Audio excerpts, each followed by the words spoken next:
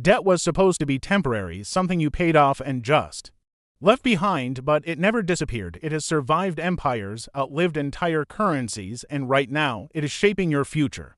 But this isn't a story about personal failure. This is about how the system was built from the very beginning. Long before the first coin was ever minted, before banks, before bustling markets, there was debt. We didn't know money. We owed favors, grain, our labor. It's a common misconception that money created debt. The truth is the exact opposite. Debt created money. Think about it. A farmer needs seeds but has nothing to trade until harvest.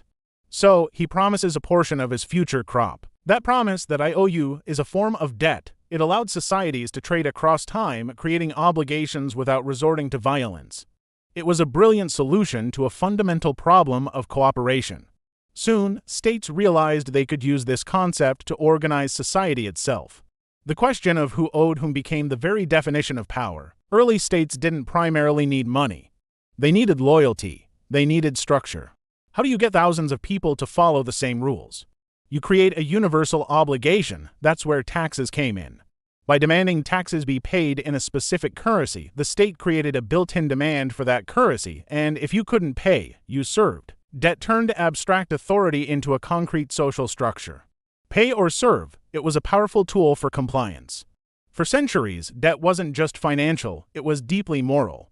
The word debt itself is tied to concepts of guilt and sin. Repayment was a virtue, a path to redemption.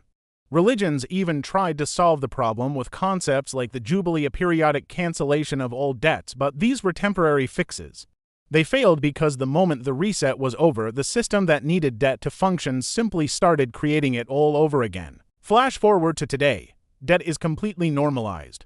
We have credit cards, student loans, mortgages. Entire lives now begin in debt. And it's not because people have become less responsible.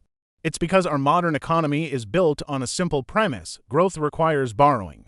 To build a factory, to fund a new idea, to buy a home, it almost always requires someone to borrow from the future. This reveals the true nature of debt. Those who issue debt gain a unique form of control.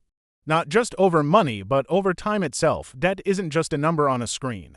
It's a claim on your future labor, your future creativity, your future life. That's what makes it so incredibly powerful. So, what would happen if we just decided to end debt? It sounds freeing, but it would freeze the entire system. No lending means no investment. No investment means no growth, no expansion. Our modern economies are vast, complex engines built on future promises. If you remove debt, the fundamental fuel, the entire structure collapses. So, who really benefits from this endless cycle? It's easy to look for villains, but the answer is more systemic. It's the institutions, the rules. The entire financial architecture is designed to reward lending and punish slowing down. Debt survives because the incentives that protect it are woven into the very fabric of our world. So, debt didn't fail. In a strange way, it succeeded beyond anyone's wildest imagination. It became permanent because the system we built absolutely depends on it. And this leads us to the real question. It's not why does debt exist, but rather, what kind of future are we borrowing from? If you want to understand the hidden forces that shape our world, power, money, and the systems that connect them, make sure you follow this channel. Thanks for watching.